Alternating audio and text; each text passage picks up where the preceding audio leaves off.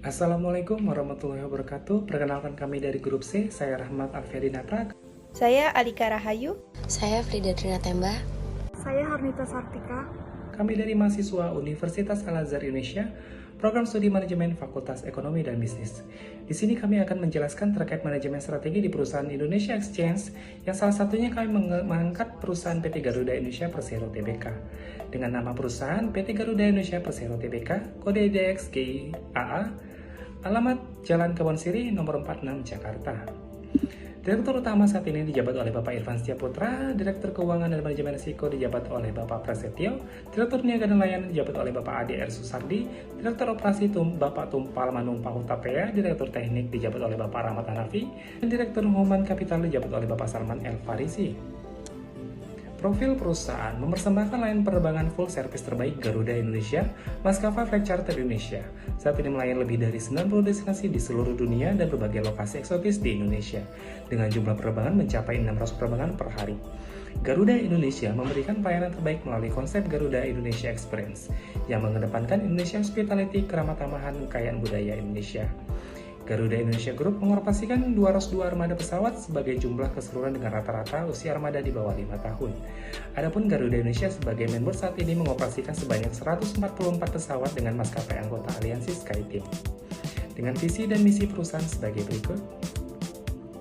Holding perusahaan dan aset: Garuda Indonesia Holiday Friends, PT Aerosystem Indonesia, PT Aero Wisata dan anak perusahaan, PT Citylink Indonesia, PT Garuda Maintenance Facility Aero Asia Tbk, dan PT Sabre Travel Network Indonesia.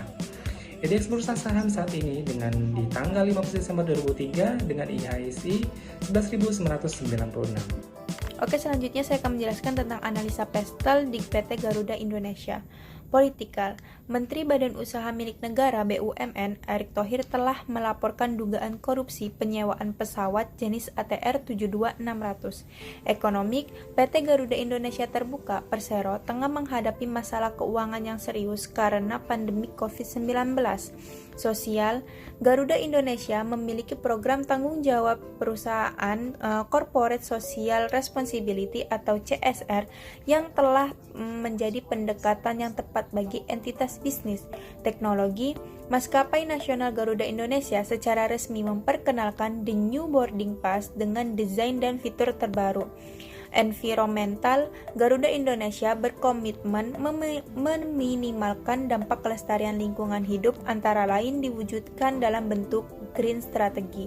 Legal, Direktur Utama Garuda Indonesia yaitu Ari Askara melanggar pasal 26 Undang-Undang Nomor 5 Tahun 1999 tentang larangan praktek monopoli dan persaingan usaha tidak sehat. Selanjutnya akan dilanjutkan oleh teman saya. Analisa strategi pemasaran Garuda Indonesia. Yang pertama, strategi pemasaran melalui sosial media. Yang kedua, menjalin partnership melalui kerjasama dengan bank dengan memberikan potongan harga maupun diskon.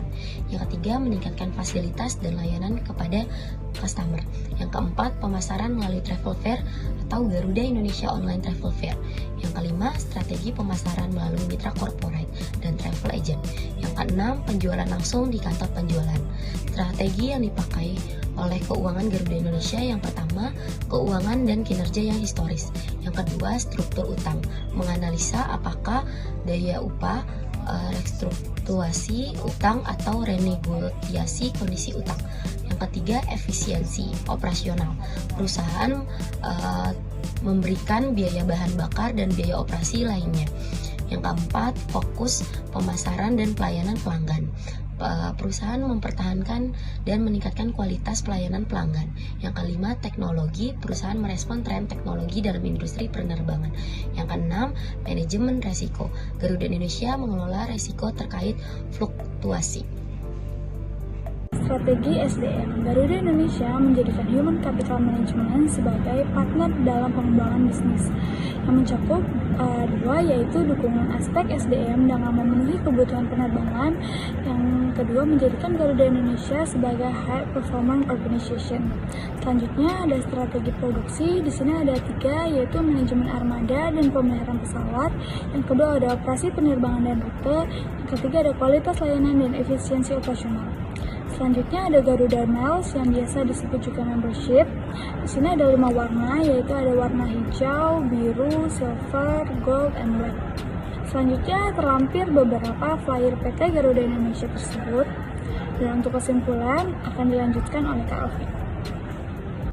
Adapun kesimpulan, Garuda Indonesia sebagai maskapai unggulan 5-star Indonesia memiliki strategi yang cukup matang dalam menghadapi kompetisi pasar penerbangannya yang sangat ketat.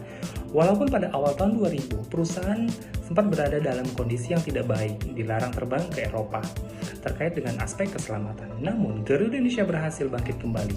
Hal ini dikarenakan adanya perbaikan manajemen yang meliputi seluruh aspek perusahaan mulai dari human capital, teknologi, hingga budaya organisasi.